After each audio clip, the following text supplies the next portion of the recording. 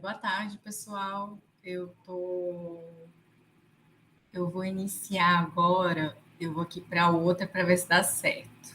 Quero ver se dá certo eu gravar as duas aulas, mas aí se eu projetar em uma, não vai aparecer na outra, né? É o seguinte, eu tô com os meus dois filhos com aquela gripe que vocês já sabem, né? Muitos devem estar gripados ou devem ter passado por ela.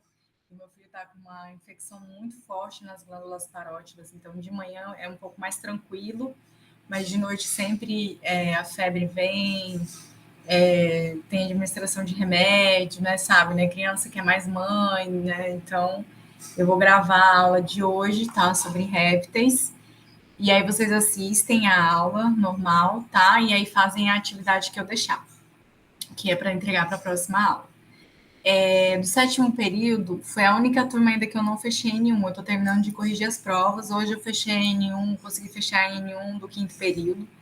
Eu espero que vocês tenham paciência, eu estou com 6 disciplinas, mas eu vou até sexta-feira, amanhã, todas as notas do sétimo período vai estar fechado com as provas corrigidas, tá? Faltam 21 provas para eu corrigir. Mas eu já estou terminando, eu já vou fazendo, já estou fazendo isso, passei o dia fazendo isso, os trabalhos já estão corrigidos, falta colocar as notas no portal, tá bom? Então, eu vou iniciar aqui a aula de agora sobre répteis, tá? Então, eu vou projetar aqui a aula. E aí, qualquer dúvida que vocês tiverem sobre a aula ou qualquer coisa, vocês me avisem, tá bom? Lembrando, tá? A nota da N1 vai ser assim. Nós temos aqui, ó, eu vou projetar para vocês darem não precisa projetar, mas nós temos aqui nas notas, a gente tem, por exemplo, 5 trabalhinhos que valem 1 ponto. E aí, aquele trabalho de zoologia que eu passei do catálogo, que vale 5 pontos. Então, ele é a nota, os dois somados dão 10. Mas a prova que vale 10, soma tudo e divide por 2, tá? Então, hoje eu já consegui encaminhar, hoje não, amanhã, até amanhã à noite, eu já consegui encaminhar para vocês a nota de vocês, tá? Não se preocupe. Vocês vão começar a receber ainda hoje, tá bom? Essas notas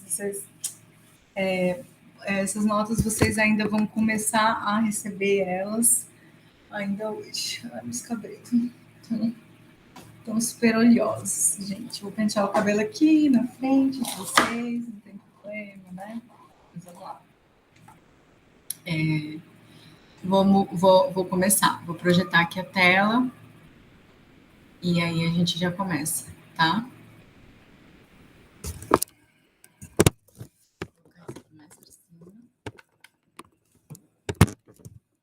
Espero que tenha sido, que vocês possam ter tido um bom ano novo, tá?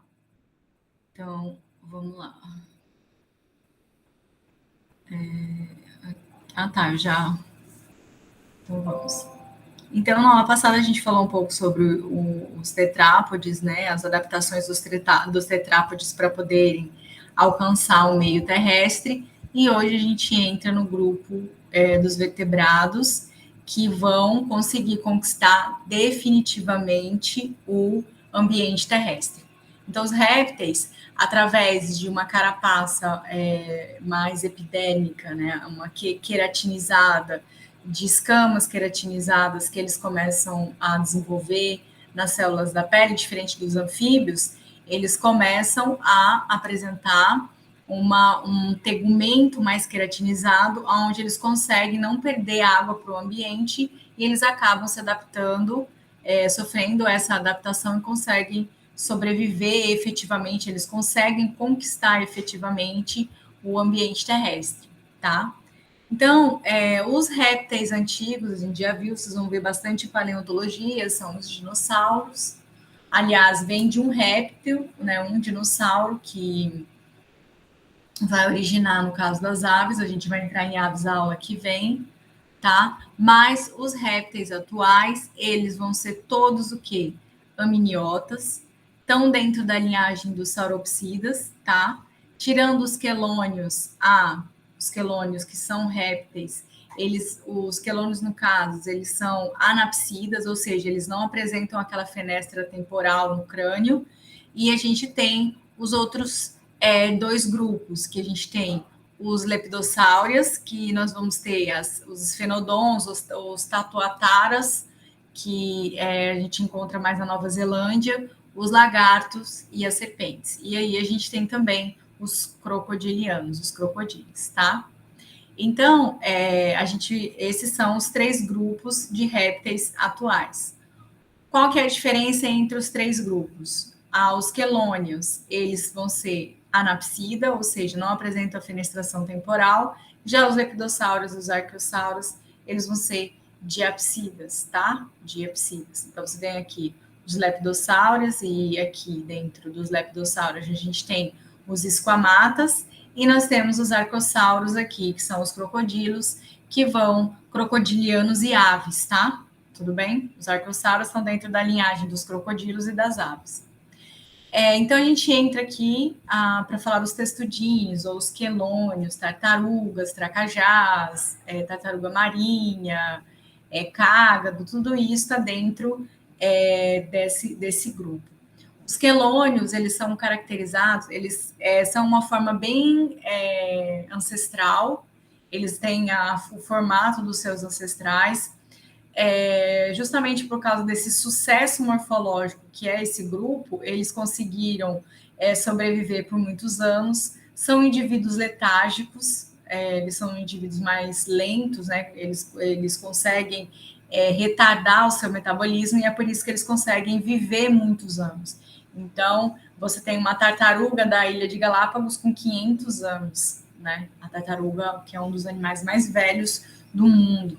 Então, os testudines, eles são os répteis diferenciados porque tanto as suas costelas ou os seus ossos e as patas são fundidas aqui na costela e é um dos únicos organismos que tem um corpo fundido a uma carapaça córnea, né, que é, no caso, o casco da tartaruga.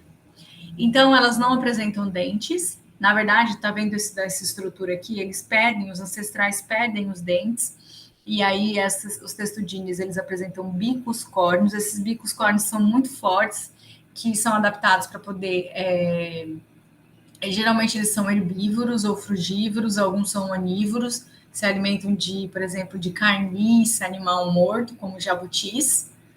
Então, eles têm uma força muito grande nesse bico córneo, que tem a função de ficar pegando pedacinhos do alimento para conseguir engolir. Como eu falei, geralmente são carnívoros ou herbívoros, mas os carnívoros eles podem se alimentar de carniça, tá? E é um dos únicos organismos onde as costelas vão ser externas às cinturas, certo? Aos apêndices da cintura. Tá vendo? Ó, você tem aqui, ó, você tem aqui as cinturas mais externas, certo? As costelas mais externas, as próprias cinturas. Tudo bem? Cintura dos membros superiores e inferiores, tá?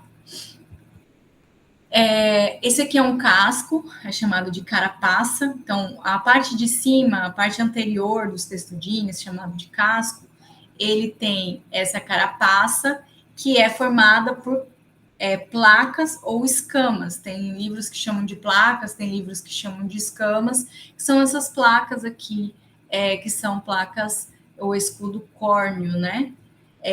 O externo, ele é todo epidérmico, né?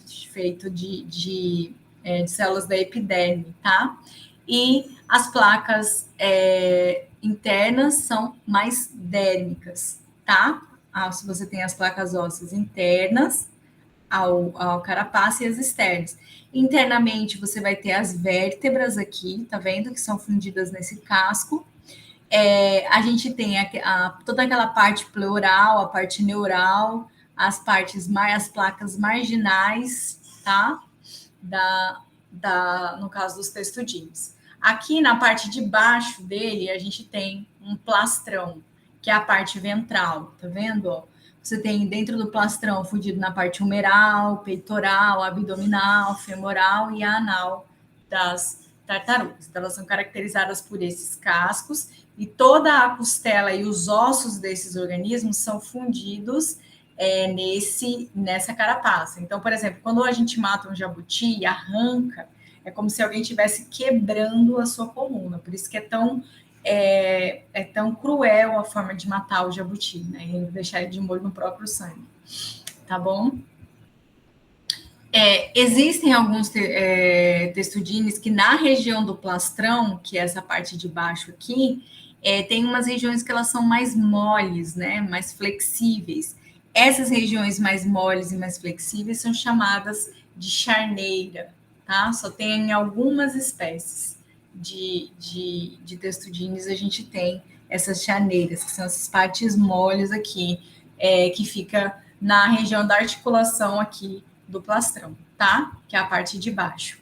Então, aqui a gente tem uma visão um pouco mais interna dos ossos, a gente tem aqui as costelas fundidas aqui, nesses cascos. Aqui você tem os ossos dérmicos do casco, as vértebras aqui torácicas, as vértebras mais cervicais do pescoço, que as vértebras cervicais, elas não são aderidas ao casco, e sim as vértebras torácicas, tá?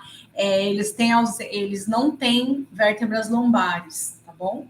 Então, uma das características é que eles não apresentam essas vértebras lombares, eles vão apresentar mais as vértebras torácicas, o sacro bem aqui, e as vértebras caudais também, elas são mais soltas, né? Elas não são aderidos ao casco. E aqui a gente tem o plastrão, tá bom? Aqui é só para mostrar que as costelas, tá vendo delas? São costelas largas e bem funcionadas as suas carapaças. Então, imagina, né? Quando a pessoa vai quebrar o jabuti ou vai quebrar a tartaruga para se alimentar, ela acaba quebrando a própria costela do animal para conseguir se alimentar. Isso aqui é só para mostrar para vocês o desenvolvimento do casco desse animal, ou seja, o casco, ele já faz parte tá vendo, ó, um resquício de casco, então ele já faz parte do desenvolvimento desse animal desde do seu estágio embrionário, tá bom? Quanto à respiração desse animal, ele apresenta costelas, tá? Mas ele não apresenta, por exemplo, aqueles músculos, né? Que nem a gente do abdômen, e nem o pulmão é muito aderida às costelas. Então, não tem como eles fazerem aquele movimento de inspiração e expiração que os outros vertebrados eles fazem normalmente. Então, os testudines, eles apresentam esses músculos, né? Tem o transverso que fica na parte do abdômen, o oblíquo, tem um músculo peitoral e o chamado de serrátil. Então, na inspiração, você tem a contração desses músculos. Quando eles se contraem, esses músculos eles estão aderidos aos órgãos, a parte mole de dentro dos testudines. Então, o que acontece? Quando eles se contraem, o que vai acontecer? Eles diminuem, empurram esses órgãos e empurram o pulmão na inspiração. E quando eles vão expirar, eles relaxam a musculatura, expandindo expandindo os órgãos e assim a tartaruga consegue expirar. Então, é uma chamada respiração visceral. Então, essa respiração visceral, porque as vísceras são aderidas a esses músculos, através do movimento de outros órgãos, os órgãos das vísceras, é que os testudines conseguem fazer o movimento de inspiração e expiração. Quando a gente fala de circulação, os testudines ainda vão apresentar um coração parecido com os anfíbios, né, tricavitário, aonde eles vão ter 2 átrios, o átrio direito e o átrio esquerdo, e um ventrículo. Só que esses ventrículos, eles têm uma divisão, existem umas válvulazinhas aqui, ó, no ventrículo, mas não chega a ser 2 ventrículos. E você tem umas válvulazinhas aqui que separam essas estruturas. Então, você tem o átrio direito, que vai conduzir o sangue rico em gás carbônico, e o átrio esquerdo, que vai conduzir o sangue rico em oxigênio. Então, você tem nos testudines a respiração sistêmica e a respiração pulmonar, tá? Aonde a respiração sistêmica é do pulmão, do coração para o restante dos órgãos, e a respiração pulmonar é do coração para o pulmão, tá? Então, é mais ou menos assim que funciona. Então, o que acontece?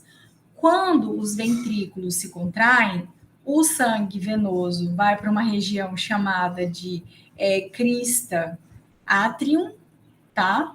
Crista, que é um tipo de crista átrio.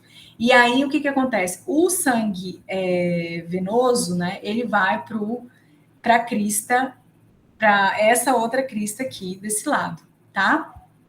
Então, o que acontece? Não há, eles têm uma mistura mínima, justamente porque você tem essas válvulas aqui, você tem uma musculatura aqui que separa, mesmo que bem mínimo, esses dois sangues. Então, você tem o sangue saindo na artéria pulmonar, quando se contrai o ventrículo de baixo do coração dos testudines. Então, você tem aqui o sangue indo para a artéria pulmonar, para ele poder ser oxigenado. E quando a contração dos ventrículos, você tem uma crista muscular que separa o sangue, impedindo com que eles se misturem na contração.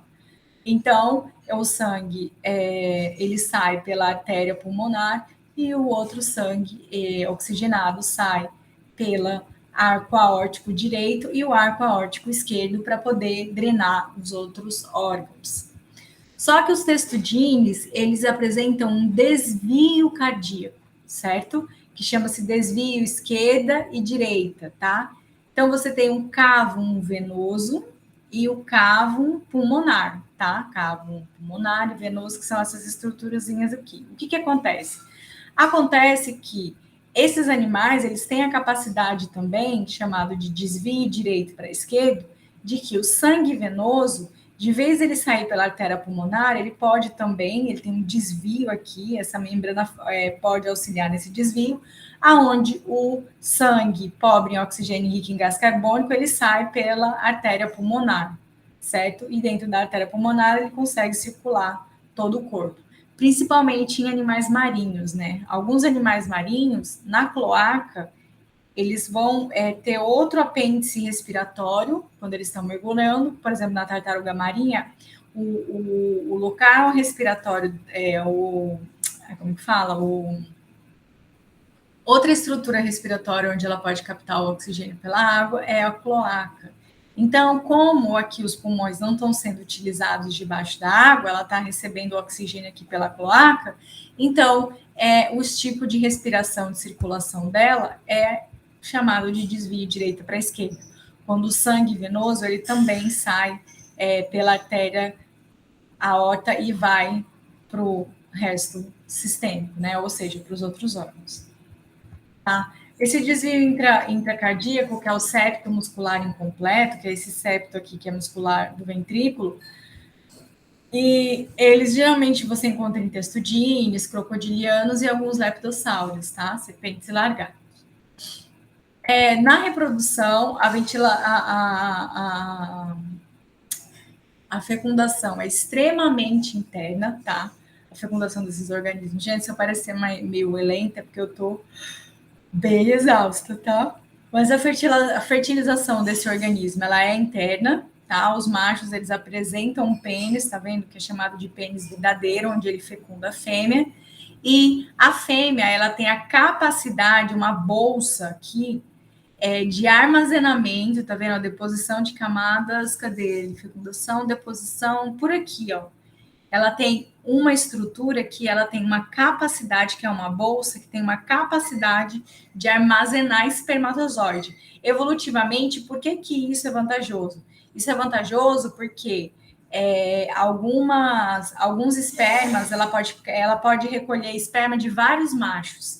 Então, como ela recolhe o esperma de vários machos, ela tem uma variabilidade genética maior para poder encaminhar esses espermatozoides e poder gerar uma variabilidade maior dos seus filhotes, né? Geralmente, uma tartaruga, ela é mãe de os filhotes, eles apresentam estruturas genéticas de vários pais, tá? Geralmente, todas as espécies são ovíparas, tá? Elas nascem dentro de um ovo com casca, calcário, certo?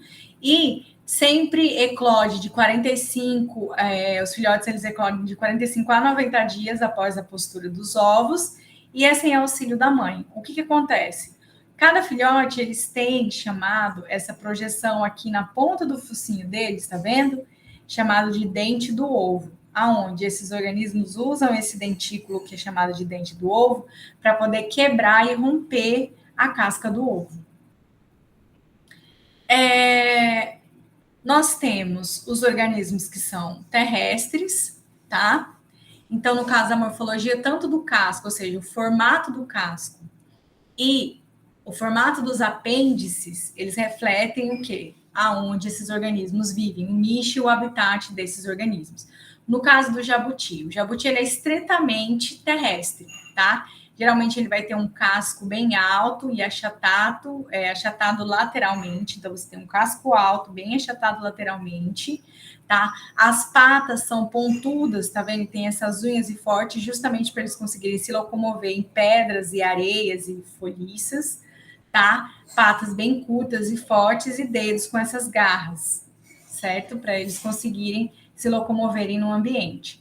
Já a morfologia dos animais aquáticos, o casco é um pouco mais baixo, justamente para dar o formato hidrodinâmico, é um pouco mais achatado dorso-ventralmente. Então, você tem pés com membrana para nadar na água doce e pés em formato de remo na água salgada, para poder facilitar a natação. Como eu falei, a estratégia reprodutiva, eles são ovíparos, eles colocam os ovos na areia da praia. Geralmente, esses animais, eles vivem na parte mais arenosa, onde são praias de reprodução. Eles selecionam o território de reprodução deles e o território de alimentação. Então, geralmente, eles têm um território de alimentação e reprodução.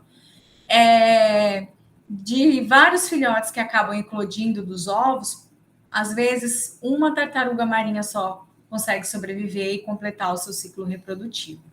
Geralmente, a maioria deles são predados por aves, também são predados por peixes, e também muitos não conseguem sobreviver a mar aberto, porque depois que a fêmea bota os ovos, os filhotes eles estão independentes.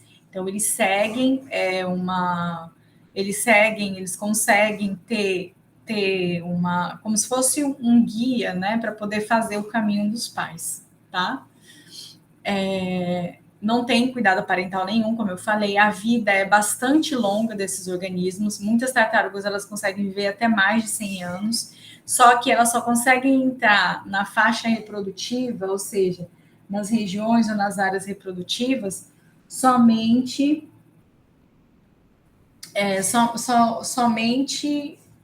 depois de 7, 8 anos, né? E isso é uma coisa que atrapalha bastante.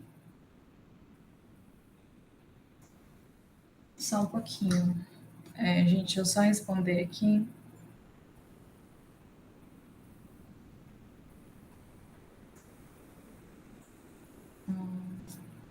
Eu tenho que ver aqui, ó.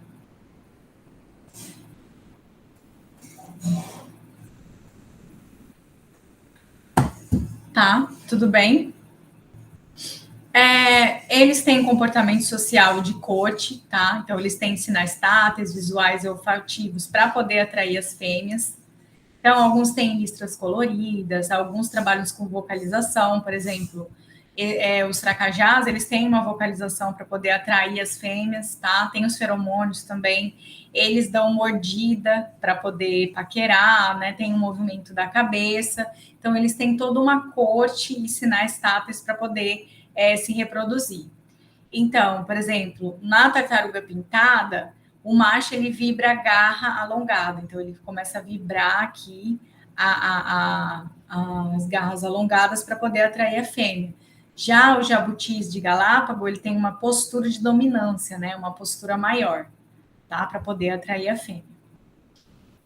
Eles têm um comportamento de nidificação, tá? Eles escavam o ninho na areia ou no solo, põem de 4 a 5 ovos. Existem animais que colocam mais de 100.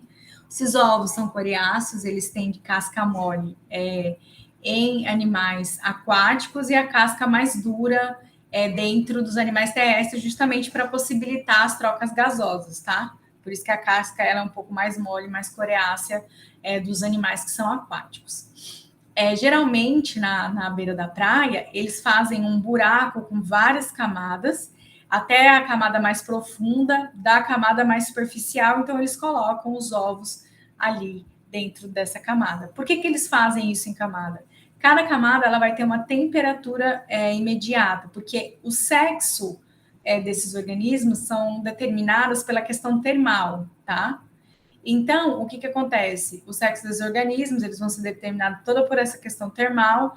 Então, quanto mais quente o ambiente, maior é a produção de fêmeas, e quanto mais frio o ambiente, maior é a produção de machos. Então, eles conseguem balancear entre a questão do desenvolvimento de glândulas masculinas e femininas. Existe um hormônio dentro desses organismos, e esse hormônio ele pode agir mais sobre a testosterona se o ambiente estiver mais frio, como ele pode agir mais sobre os estrogenol se esse ambiente estiver um pouco mais quente.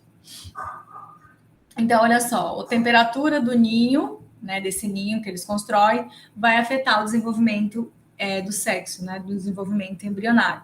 Então, quanto maior a temperatura aqui, passando de 28 graus, já aumenta o índice aqui entre 30 e 34 para fêmea, e diminuindo, por exemplo, dependendo do organismo.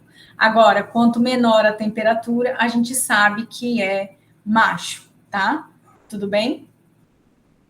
Maior temperatura, fêmea. Fêmea sempre maior temperatura. Já nos crocodilos e nos lacertílias, né, nos lagartos, o macho é que vai desenvolver dentro de uma maior temperatura, tá bom?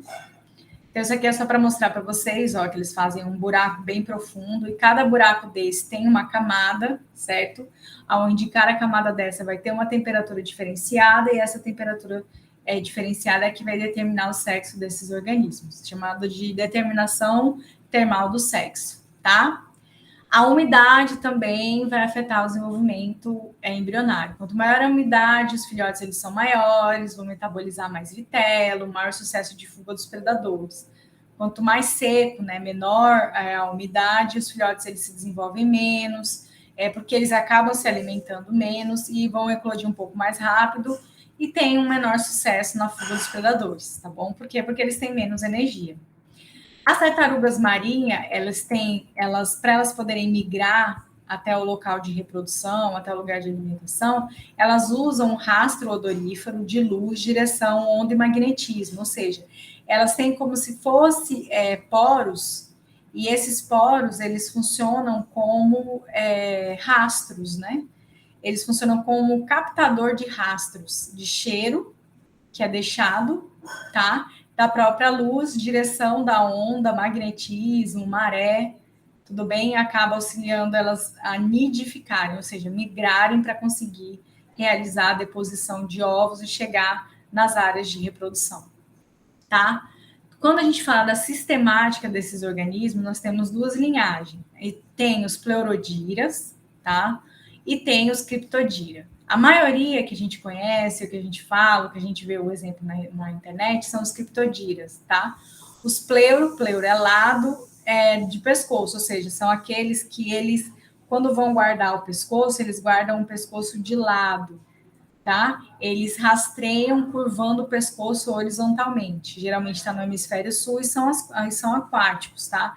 Já os criptodírios, os jabutis, eles escondem o pescoço, né? Eles entram dentro, ou seja, eles curvam o pescoço em forma de S, né? E não na lateral, tá bom?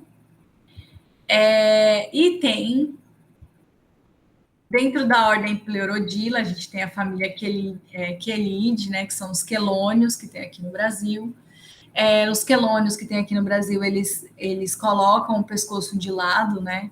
A gente também tem aqui a outra família, que é a família do matamatá também, que ele também coloca o pescoço de lado. Já a subordem criptodira, né, nas tartarugas marinhas, que eles colocam o pescoço em forma de S, tá bom? Eu não vou parar aqui, porque depois isso vai ser o trabalho de vocês. Geralmente, os subordem criptodira, eles têm formas semiaquáticas e terrestres, e os membros nunca em remo, tá vendo? Ó, eles nunca vão ter os membros em remo, tá bom?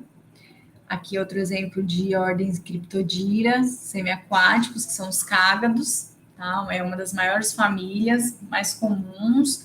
A gente também tem os testudinide, que tem 2 espécies no Brasil, que é chamado de jabutis terrestres, né? Que as pessoas adoram se alimentar desses organismos.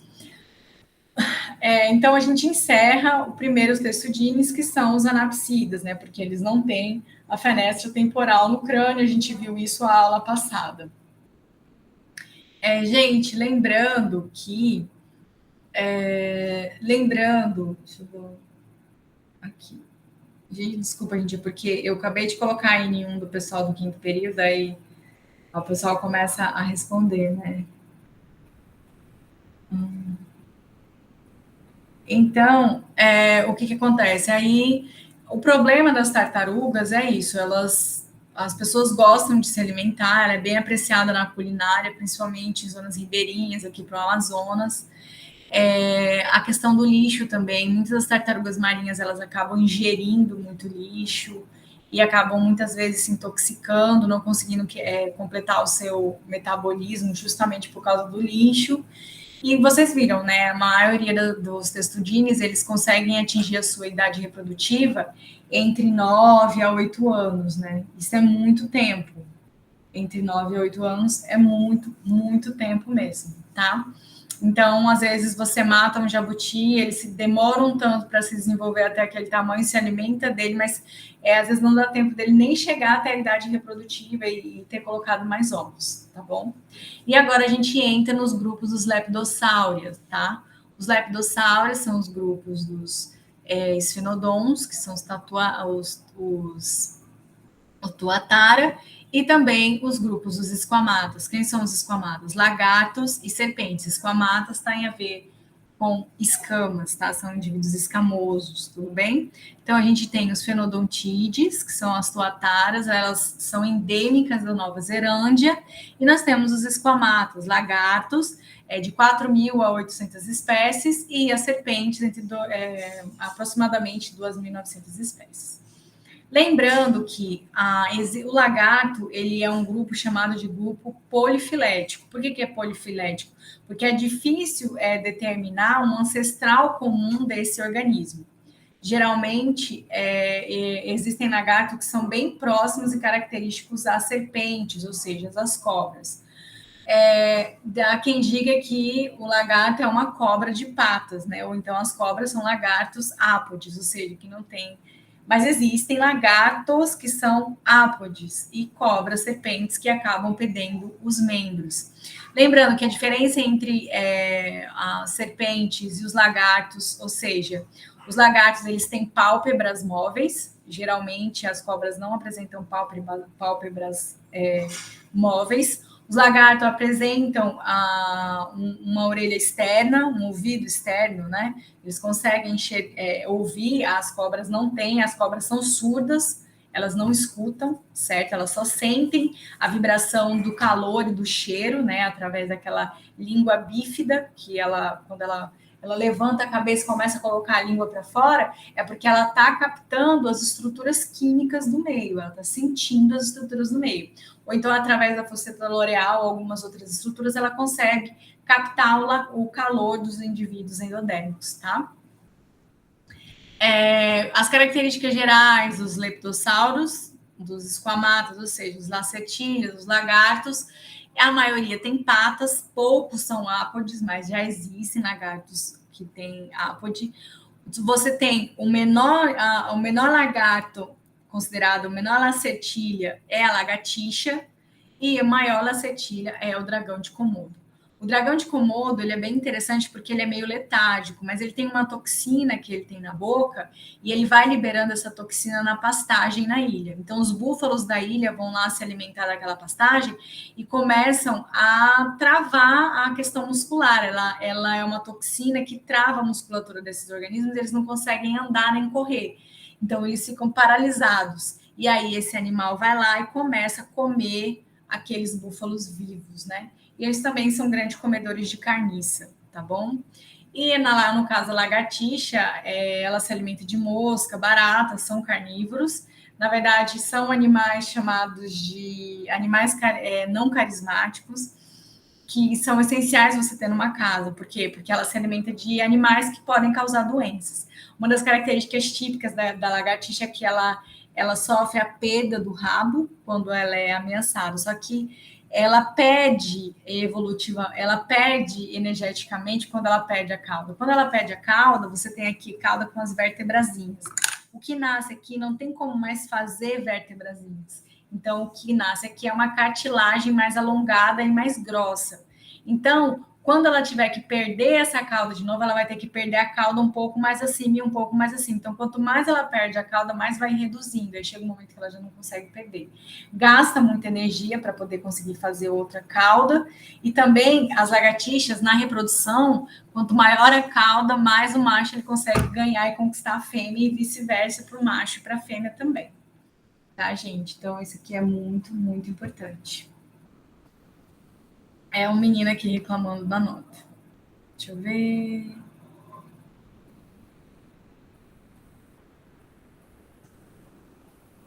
Tá. Só um pouquinho, gente. Tudo bem? Então, eu vou cortar essa aula agora para poder ver Vou parar a apresentação aqui agora, tá? Para a gente poder só ver aqui a nota desse menino. Desculpa parar, gente, mas é rapidinho, tá? Só um pouco. Notas. Vamos lá. Tá. Deixa eu responder aqui, ó. Você não fez o trabalho. Isso é importante, gente. O trabalho que valia 5 pontos. Então, ele fez. Você fez 3 trabalhos. Um que valia 1. Aqui, gente. 1 mais 2 mais 1, certo? Por quê? Porque eram 5 trabalhos. 1, 2, 3, 4. 1 ele não fez. 5. Aí, 1 ficou faltando e menos o trabalho que valia 5. Ficou 1, 2, 3, 4. Ficou 4. Mais 8,8 da prova. Tá, vou escrever, né? Porque às vezes dividido por 2. Vamos lá. Igual. Aqui, ó. 8, 9, 10, 11, 12,8, né? 12,8. É C igual a 6,4.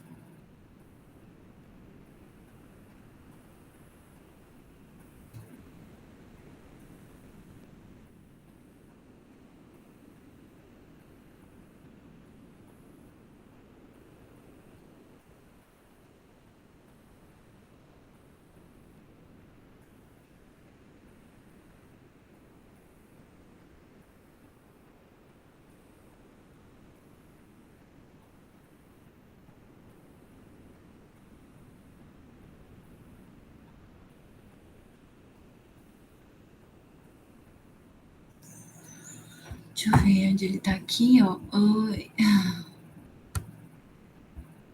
Aí eu só vou mandar um recado aqui, ó. Só aqui, ó. Cadê o trabalho que vale 5?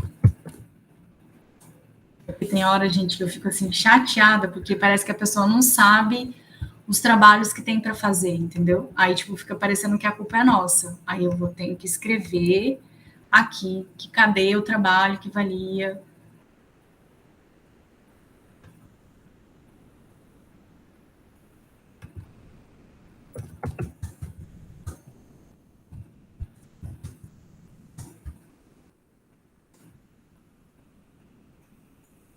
Então é isso, tá, gente? Então bora lá de novo voltar para nossa aula. Tá bom? Vamos lá. Vamos lá. Vamos voltar para nossa aula. Oi, oi, oi, oi. Gente, vocês têm que saber do trabalho de vocês, têm que saber os trabalhos que foram feitos, tudo que foi anotado, tá? E aí, qualquer erro eu vou corrigindo, tá bom? Mas é importante a gente saber dos trabalhos. Voltando aqui para nossa aula. Então, voltando aqui para nossa aula, a gente tem o quê? Com as patas, aqui eles estão com patas, né? Como eu falei que eles tinham uma membrana timpânica e pálpebras, que é diferente das serpentes. As serpentes, eles não vão apresentar nem membrana timpânica e nem pálpebras. Tem essa variação de tamanho que eu falei, os indivíduos que variam de 3 centímetros a 3 metros. Grande variação de habitat, você tem lagartos que sobrevivem desde lá no hemisfério sul, em regiões mais gélidas, até aqui para a América do Sul, nas regiões tropicais. E 80% desses insetívoros, então 80% dos lagartos, eles são insetívoros. Tirando aqui o que eu falei, que é o dragão de Komodo, tá? Gente, só para a gente tirar todas as dúvidas da nota, eu vou falar para vocês. É o seguinte, a gente tem 5 trabalhos que valem 2, não, acho que o sétimo período tem 5 trabalhos que valem 1, e o sétimo período tem 4 trabalhos, sendo que 3 valem 1, não são 5. Depois eu falo, eu sei que tem os pequenos trabalhinhos, gente, a nota tá lá, sabe, lá na plataforma, e tem um trabalho que vale 5. Então, eu somei os pequenos trabalhinhos com 5 desse trabalho, deu a primeira parte da N1, e mais a nota da prova. A gente soma tudo e divide por 2. Essa é a N1, tá bom? Então, o que acontece é isso. Então, aqui a gente tem insetívoros mais generalizados, que é aqueles bichinhos, aqueles lagartos que a gente vê correndo por aí, tá? A gente tem os lagartos ápodes, eles acabam perdendo as pernas, parecem cobras, mas não são. Qual que é a diferença entre a serpente e um lagarto ápode? A diferença está nas pálpebras, no tímpano, que as serpentes elas são surdas, elas não escutam, tá? Tá também nas características, por exemplo, esses indivíduos são insetívoros, e na própria boca, tá bom?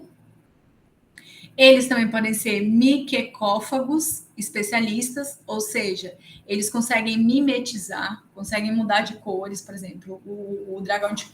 o camaleão. O camaleão tem pequenos pigmentos aqui que ele consegue, através do calor e de substâncias químicas, mimetizar o ambiente e ele, tá? Existem lagartixas que são extremamente noturnos, são herbívoros, alguns são arborícolas, moram em árvores, e esses são os carnívoros de grande porte, como os dragões de Komodo, como eu falei.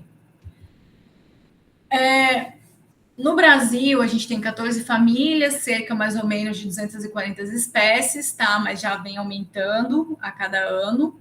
E a gente tem, por exemplo, alguns exemplos. A família Iguanidae, no caso das iguanas, né? São arborícolas, tá? Eles estão aqui no Novo Mundo e as escamas deles são irregulares na cabeça, tá? A gente tem a família Tropturidae aqui, são terrestres diurnos. Esses daqui, o lagarto papavento, né, o chamado papavento, também são arborícolas, aqui são os exemplos. A gente também tem alguns exemplos desses organismos, como a lagartixa, que apresenta lamela nos dedos, né, que elas conseguem subir e se acoplar. A gente tem os cincídeos,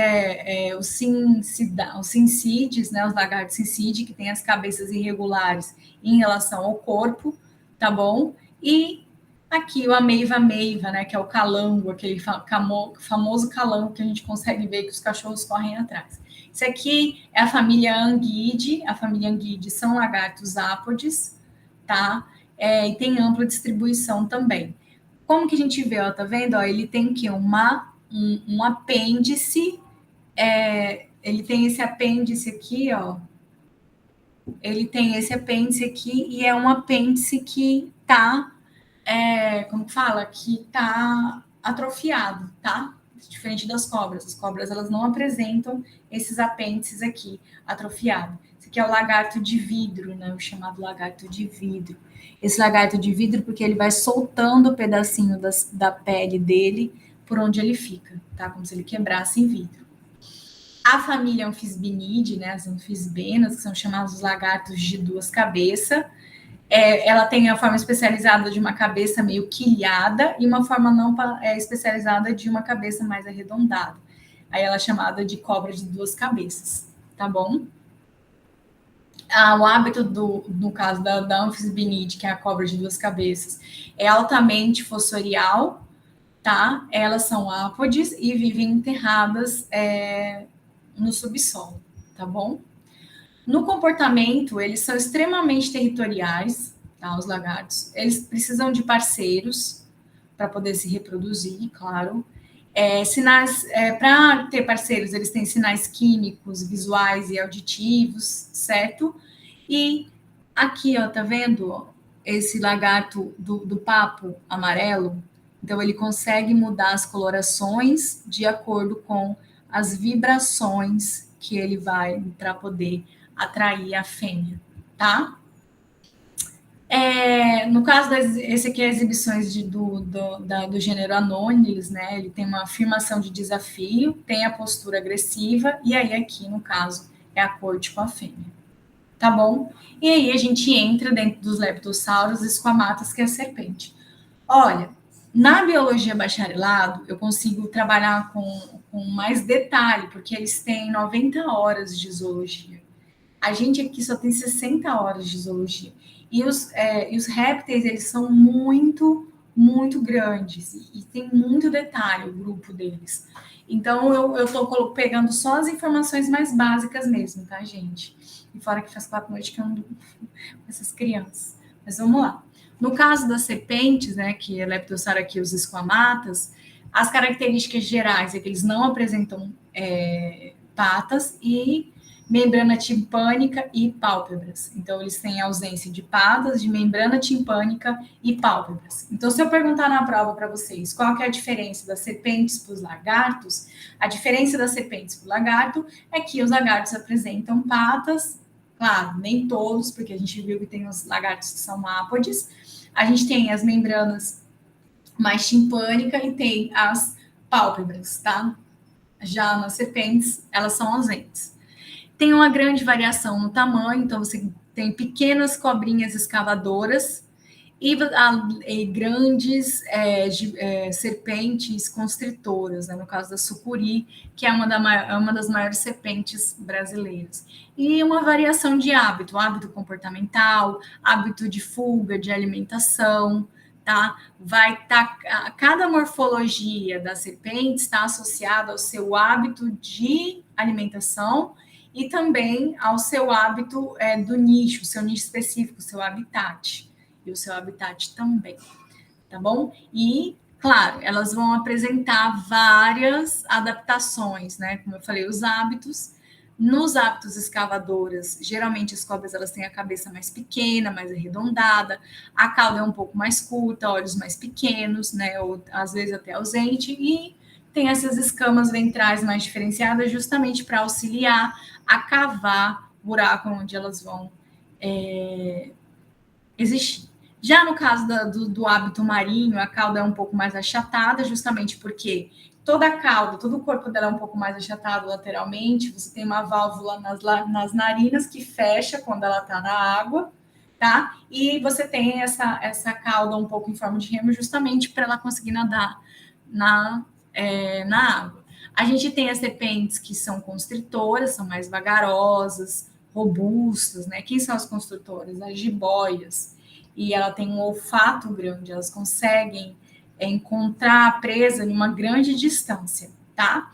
Existem as arborícolas As arborícolas que vivem nas árvores, elas são mais alongadas, são bem ágeis, justamente para poder caçar e fugir dos predadores, e a visão delas é bem importante, elas têm uma visão muito boa, tá? E qual que é a especialização das serpentes? A maioria das serpentes, se não todas, ela tem um amplo movimento das maxilas. Esse amplo movimento das maxilas a gente chama de cinetismo.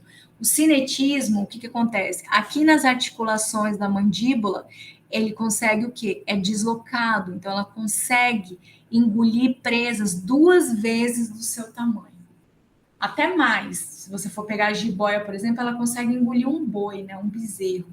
O bezerro, ele é várias vezes o tamanho da boca daquela jiboia. Mas para ela engolir, ela tem um hábito constritor, né? Ela envolve, no caso, o bezerro quebra os ossos, e aí ela, claro, quebrando os ossos, ela reduz o indivíduo, e aí depois ela sai, aí ela aplica o hábito do cinetismo, né? E vai atraindo e vai atraindo a cobra, tá? Para cima. Tudo bem? Que valia assim.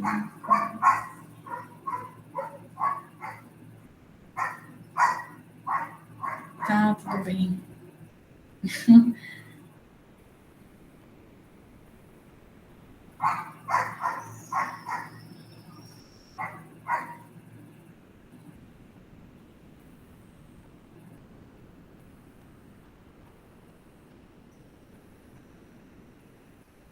Peraí, gente, eu só responder a criatura desse aluno. Tudo bem.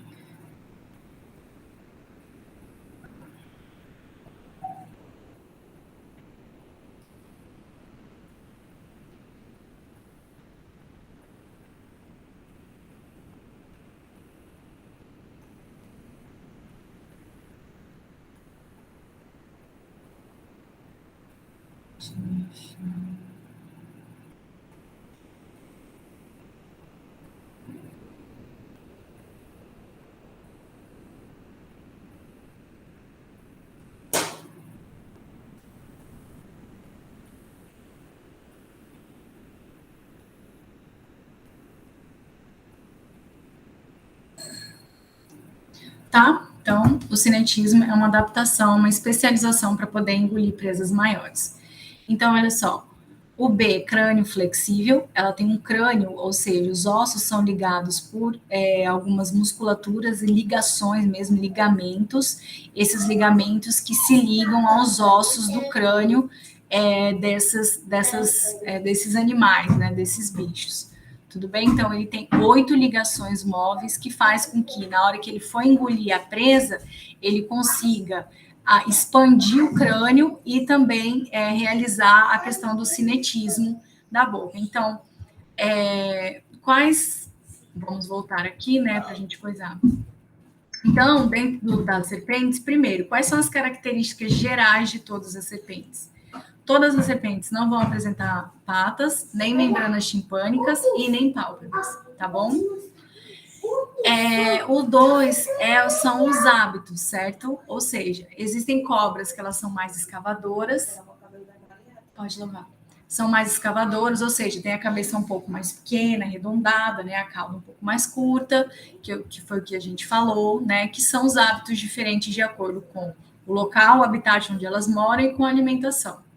O terceiro é que todas elas conseguem realizar o cinetismo, ou seja, elas conseguem amplificar o movimento das maxilas justamente por um ligamento mais maleável que tem entre uma boca e outra, tá? O crânio também é flexível, ou seja, os ossos, existem 8 ligações móveis entre os ossos do crânio, então ela consegue expandir tanto o crânio, como também consegue realizar o cinetismo, tá bom? E elas têm a tática também de imobilização. Existem 2 tipos de táticas de imobilização. A gente tem a constrição, que é realizada por exemplo, pela jiboia, que ela vai enrolar a presa e quebrar os ossos, tá? Tudo bem? E existem as que imobilizam através do veneno, ou seja, eles apresentam uma peçonha. Então, eles aplicam a peçonha eles inoculam, no caso, a peçonha nesse organismo, e aí, quando eles inoculam a peçonha nesse organismo, ele acaba ficando estático, né? Tudo bem? O D é a dentição. Dentro das serpentes, a gente tem quem? Existem serpentes que são áglifas, ou seja, A é um prefixo de negação sem glifos, é o sulco. Sulco, ou seja, sem presas inoculadoras, ou seja, que apresentam inoculação de veneno. Quem são? As jiboias, a sucuri, as pitons, elas não têm como inocular, não tem presa que inocula o veneno delas, tá? Não tem. Tudo bem? Então, é por isso que a tática delas de poder capturar os predadores é fazendo o quê? Realizando a constrição, apertando, tá? Esse negócio de que jiboia engole pessoas, gente, isso é assim, a não ser que ela esteja passando muita fome. Porque, geralmente, as jiboias não atacam pessoas nem crianças, tá, gente? Tudo bem? Existe também, de acordo com a dentição, a opistóglifas. As opistóglifas, opsto é atrás, tá? São presas que são inoculadoras de veneno e elas são posteriores, tá? Cobra verde e a falsa coral. Então, lá atrás, tanto na cobra verde como a falsa coral, eles têm presas inoculadoras mais posteriores, que é um pouquinho mais na parte de trás, tá? A cobra coral, ela é mais. Tanto é que para ela inocular o veneno. Menina, não tá esse shampoo, acho que tá lá fora. Vê se tá no banheiro do meu quarto, ou tá no banheiro do meu quarto, tá lá fora. É de criança, mas você pode levar com aquele roxo que tá no meu quarto também. Tá. Tem ali? O azul, que é clear 2 em 1. Aí a foto, a senhora não coloca. É porque aquele ali é de caspa, mas o outro. Você fecha aqui pra mim, Fábio, por favor. E aí a gente tem as opistóglifas. Então, as opsto significa atrás, tá? Então, por exemplo, a cobra coral, ela não tem como dar o bote e já inocular o veneno. Para ela inocular, ela precisa mastigar, porque ela precisa fazer com que esse suco, essa presa inoculadora de veneno, ela vai e alcance aqui a pele da pessoa. Ela precisa mastigar, morder.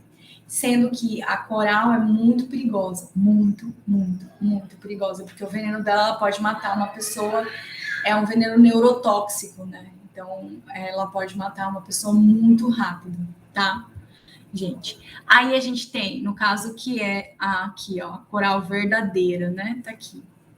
Na coral falsa, ela tá atrás aqui, ó. É por isso que elas não conseguem, é por isso que ela é chamada de coral falsa, porque ela não consegue aplicar o veneno, certo? Porque fica na parte posterior.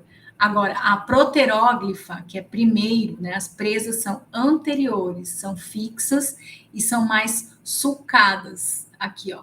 Elas são fixas aqui e são mais sulcadas. Peraí, gente, porque eu... É porque eu tô aqui, tá? Tô nos meus filhos que estão daquele jeito e tô vendo as notas também da N1. Deixa eu me concentrar na gravação dessa aula, tá? Vamos lá. Então, a gente tem as cobras de acordo com a dentição. As áglifas, tá? Porque elas não inoculam veneno, tá? A é prefixo de negação. Glifo é suco, sulcado, tá bom? Tudo bem? O que é sulcado? São aquelas presas sulcadas, que apresentam aqueles sucos, aquelas pontas que servem para inocular os venenos. A gente tem opistóglifas. No caso das corais falsas, elas têm opistóglifas, que fica na parte posterior. Justamente ela não consegue inocular o veneno, tá? Porque fica muito na parte posterior. Para inocular, ela teria que mastigar, tá? É mais para trás. A gente tem as proteróglifas.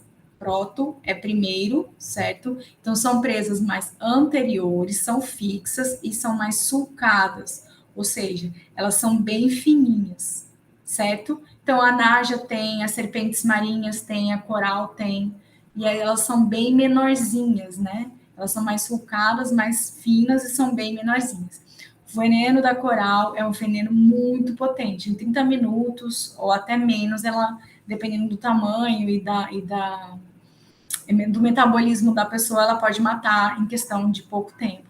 E assim, uma das coisas bem interessantes que o Paulão fala, né, que ele é bem especialista nisso, é que a gente acha que sempre que a coral tem essa cor aqui, né, vermelho, preto e amarelo. A gente tem que tomar cuidado porque existem corais, por exemplo, totalmente pretas, tá? E as corais, geralmente, elas vivem na beira de riachos e águas, e ou nas folhas, né? Então, elas se caracterizam bem assim, mas para elas poderem inocular o veneno, elas precisam morder.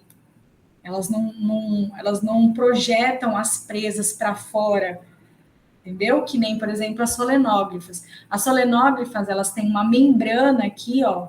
Essa membrana, ela auxilia com que essas cobras projetem as presas para fora e elas conseguem dar o bote e projetar o veneno. No caso das proterógrafas, elas precisam morder mesmo, tá? Por isso que eu estava falando de morder, tudo bem?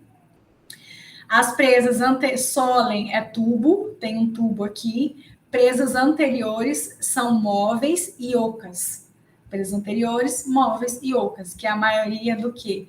Jararaca, cascavel, surucucu, pico de jaca, tá? Essas são as que tem. A gente vai mexer numa que tem lá no laboratório, na aula prática, aí vocês vão ver elas, tá bom? Assim, muita gente já foi picado de cobra, né? E claro, existem vários tipos. Tem venenos neurotóxicos que vão atingir totalmente, diretamente o sistema nervoso. Tem o quimiotóxico. Então, tem vários tipos de veneno que são diferenciados.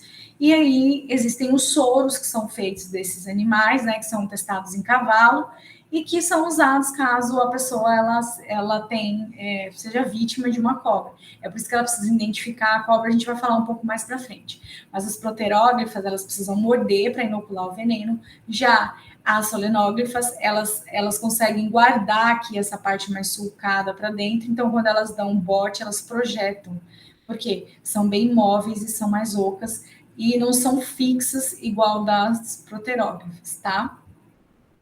Então, se eu perguntar para vocês as características, uma das coisas que faltam na prova é isso, as características principais. Primeiro, as características mais gerais, o hábito é uma característica, o cinetismo é uma característica das serpentes, a dentição para cada um desses grupos são características das serpentes, por exemplo, se elas não apresentam presas inoculadoras de veneno, quanto à posição das presas inoculadoras, se elas são muito lá para trás, então não tem como ela inocular o veneno dela, a não ser quando ela estiver engolindo a presa, ou então, no caso, ela tem uma presa mais anterior, mas é uma presa mais fixa, e a outra que tem uma presa um pouco mais móvel, maior e mais móvel, tá? Membranosa, mais oca, para poder inocular o veneno, certo? A maioria apresenta um comportamento de forrageio, por exemplo, as serpentes constritoras da família Boide, que é no caso, as serpentes constritoras da família Boide, é no caso das jiboias. Quando eu fazia pesquisa, eu mergulhava, no meu último PIBIC que eu trabalhei no laboratório, lá de peixes, eu mergulhava para observar o comportamento de um peixe, né? Eu acho que eu já falei isso aqui. E quando eu estava mergulhando, eu usava um colete, porque o igarapé era bem rasinho, então eu não podia encostar no fundo, né? Porque senão eu não conseguia enxergar o peixe, então eu tinha que boiar com a cabeça lá com o snorkel. Então, eu estava lá observando, daqui a pouco eu senti isso aqui, né? E o colete faz um barulho, né? Quando eu olhei, era uma jiboia passando pela minha barriga, assim. Ela tava passando, assim, ela tava cruzando o igarapé. Eu só gelei, me fiz de tronco e ela terminou de passar. Então, foi bem tranquilo, assim, minhas experiências com jiboia, né? Então, são serpentes mais constritoras, tá? O músculo do tronco é um pouco mais curto, justamente porque o músculo do tronco é um pouco mais curto, eles não conseguem dar um bote, né? Eles usam para constringir mesmo, para apertar a musculatura.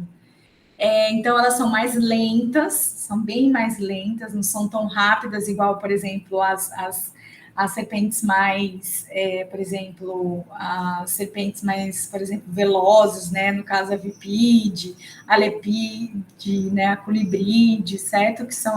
Que inoculam venenos, vivem nas árvores, tá?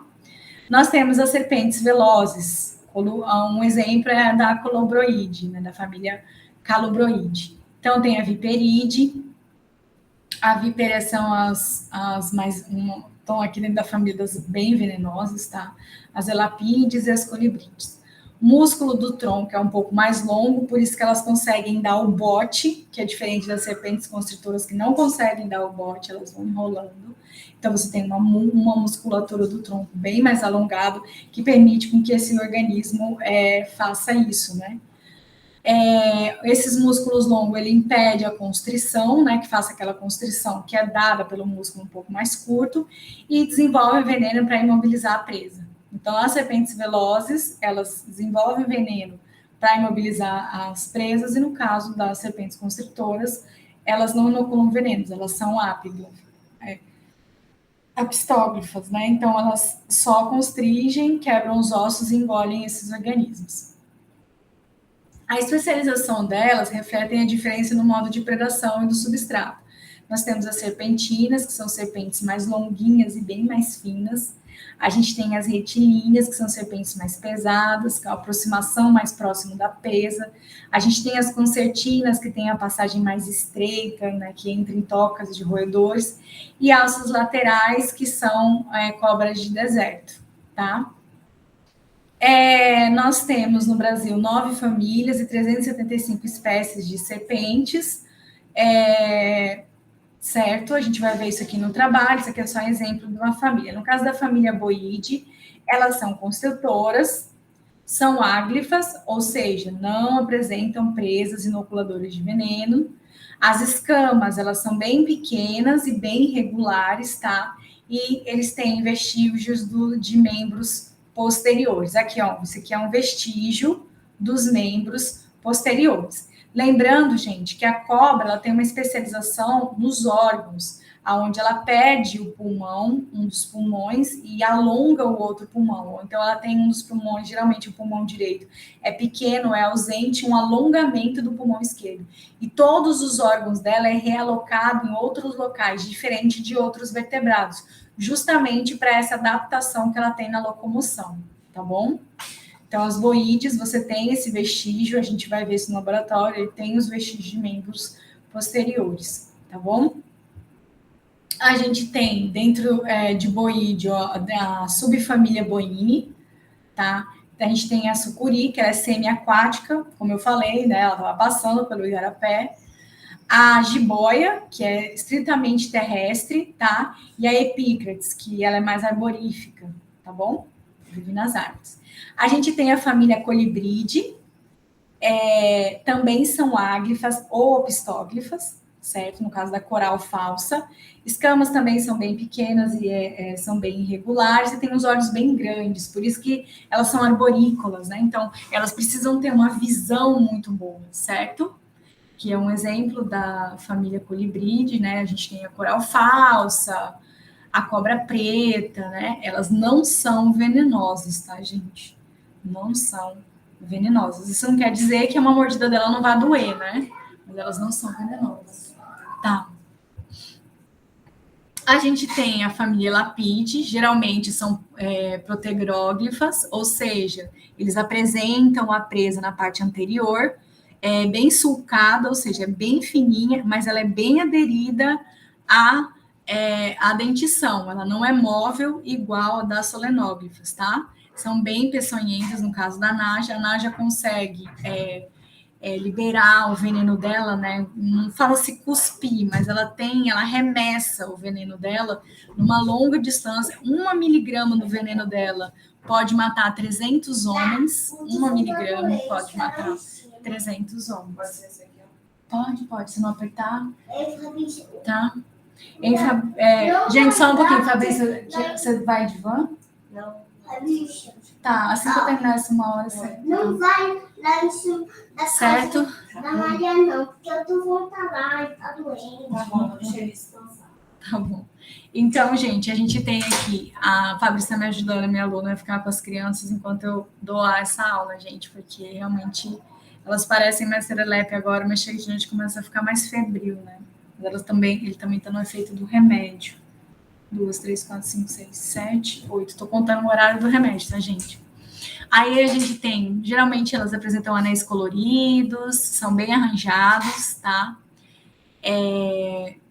No Brasil, a gente tem 2 gêneros de coral verdadeiro, tá? Olha só, tá vendo? Essa aqui também é uma coral, por isso que tem que tomar cuidado, né? Porque geralmente a gente tem característica da coral assim, bem pintadinha, mas essa toda preta com esses anéis vermelhos também é uma cobra coral. Então a gente tem a Micrurus, que é o gênero Micrurus, com 24 espécies, e os Leptomicrurus, tá? Que são essas mais Leptomicrurus, que é essa preta, e a Micrurus. Todas elas são extremamente peçonhentas, tá? Ou seja, cobra peçonhenta são cobras que conseguem inocular o seu veneno, tá bom? As não peçonhentas não é que elas não são venenosas. Por exemplo, a cobra coral, ela é não peçonhenta, coral falsa. A cobra coral falsa é não peçonhenta porque ela não consegue inocular o seu veneno justamente por causa que ela apresenta, ela é proteóglifa, né? Então, ela fica bem na parte posterior, prótode posterior. Desculpa, proteóglifa, não, ela é opistóglifa, justamente porque fica na parte posterior, tá? Opistóglifa. E a gente tem as solenóglifas, né? As solenóglifas, elas também são extremamente peçonhentas, todas são peçonhentas, tá? Então, a gente tem as víboras do Novo Mundo. E o que caracteriza a família Viperidae, lembrando que a Elapidae e a Viperidae, elas são feitas de cobras peçonhentas, ou seja, que conseguem inocular veneno.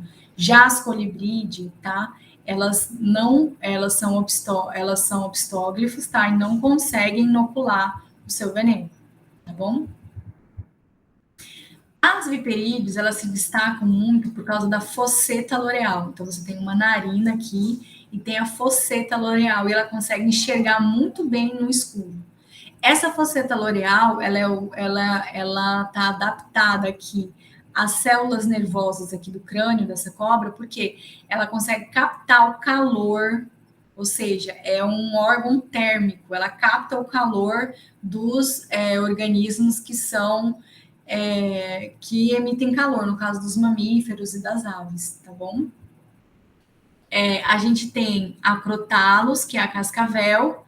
Eu até lembro uma vez a minha priminha, a minha sobrinha, aliás, ela estava no guarda-roupa, a minha irmã chegou e viu que ela estava puxando o negócio. Quando foi ver, a cobra estava com a cabeça presa dentro da coisa da roupa e a minha sobrinha puxando o rabo da cascavel. A cascavel tem bastante lá para a Mata Atlântica.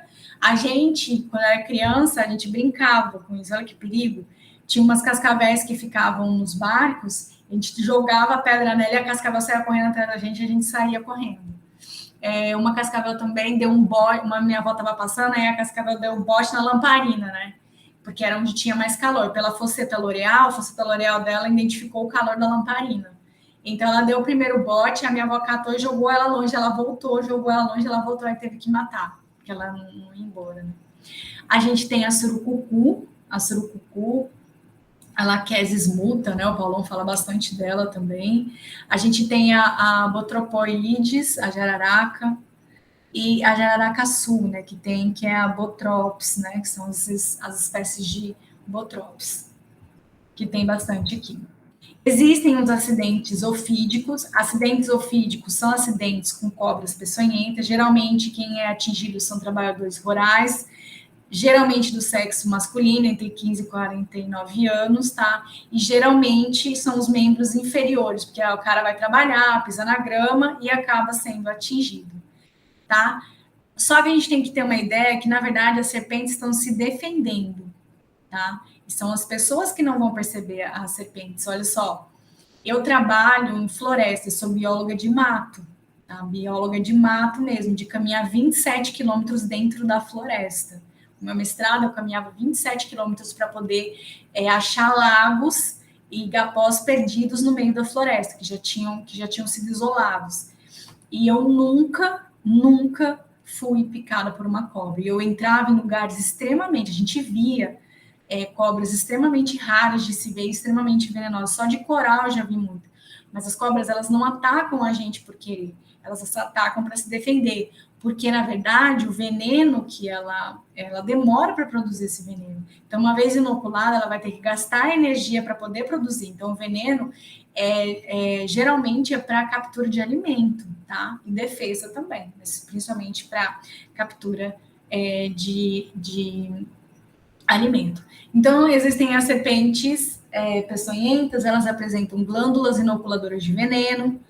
Esse aparelho inoculador, né, que são as áglifas, que são as glifas, né, são os dentes, e a função é subjugar e digerir a presa. Então, a função desse aparelho de veneno é subjugar, ou seja, capturar e digerir a presa, tá? Venenos, eles podem ser toxinas, neurotoxinas, podem ser enzimas proteolíticas, né, que as enzimas, elas digerem. Então, por exemplo, tem aquela cobra que é chamada de boca-podre, né, que as pessoas chamam de boca-podre, porque quando ela pica, onde ela pica fica preto e a pessoa perde o membro, geralmente são venenos enzimáticos que eles digerem a pele, causa aquela necrose, tá? E também pode ser de peptídeos, tudo bem? A gente tem 4 grupos de serpentes que podem causar acidentes no Brasil. A gente tem a jararaca, que é o grupo 1, a caiçaca, o urutu-cruzeiro, a jararacuçu. O grupo 2 é a cascavel, né? E o último grupo, por que é dividido em grupo 1, 2, 3 e 4?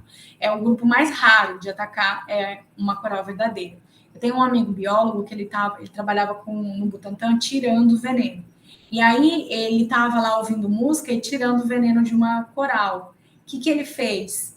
Ele se distraiu e raspou o dedo dele na presa da coral. Só raspou. Bem raspou, a luva rasgou. Ele entrou em coma na hora e até hoje ele tem problemas psicológicos, tá, gente? E motores. Então, você tem as viperídeos, que são a dentição, são selenóglifas. Lembra? Elas são móveis, ocas e tem aquela membrana. E a elapide, né? Que é, no caso um exemplo é a coral verdadeira e também a nágia. Que a dentição proteróglifa, ela é aderida e fica um pouco mais na frente. Então, acidente botrópico é chamado do grupo 1. Geralmente, 0,90,5% são causados pela botrops. A gente tem os acidentes crotálicos, sabe, que é causado leva esse nome por causa da cascavel, tem a maior letalidade, mata mais rápido, tá? E a gente tem a laqueses, que é a surucucu. Muito não são notificados, as pessoas acabam morrendo. E os elapídicos, que são pelas coral verdadeiras. Olha só, 1% só dos acidentes com os elapídicos, tá? Tem que ter muito cuidado com a identificação das serpentes peçonhentas. Todo mundo fala, pupila dos olhos, escamas dorsais, forma da cabeça e o tamanho da cauda, não é errado, tá? Não são aplicáveis para ofiofauna brasileira. Isso aqui é de um livro americano, tá? Lá da América do Norte, que não se aplica aqui no Brasil. No caso, por exemplo, nas viperídeos, a gente consegue ver a fosseta loreal, certo? Então, é a fosseta loreal que indica se aquela cobra é venenosa ou não, tá bom? Então, olha, uma jararaca, a cauda um pouco mais lisa. A gente tem aqui o guiso do chocalho, que mostra que é uma cascavel, tá? E as escamas aqui mais enguiçadas, tudo bem? No caso da elapide, ela não tem fosseta loreal, certo? A pupila dela é arredondada e as escamas são lisas, certo? E algumas corais amazônicas nem apresentam anéis pelo corpo, certo? Aquela toda preta, como eu mostrei. Isso aqui só são os venenos, né? Existem as proteinases, todos os esquamatas peçonhentos, especialmente os viperídeos. Ela destrói a destruição tissular, né, das células. E aí você tem vários tipos de proteoses, né? Fosfatases são tipos de venenos que tem nos esquamatas venenosos e como elas atingem, o que elas fazem aqui, né? Depois, se vocês tiverem interesse, eu passo para vocês. E aí, a gente vai entrar dentro do grupo crocodília, tá? Antes da gente entrar no grupo crocodília, eu vou parar aqui a gravação para dar tempo dessa gravação chegar até vocês. E aí eu já vou mandar a gravação dos crocodílios. Tudo bem, gente? Só vou tomar uma água e já volto para gravar o próximo.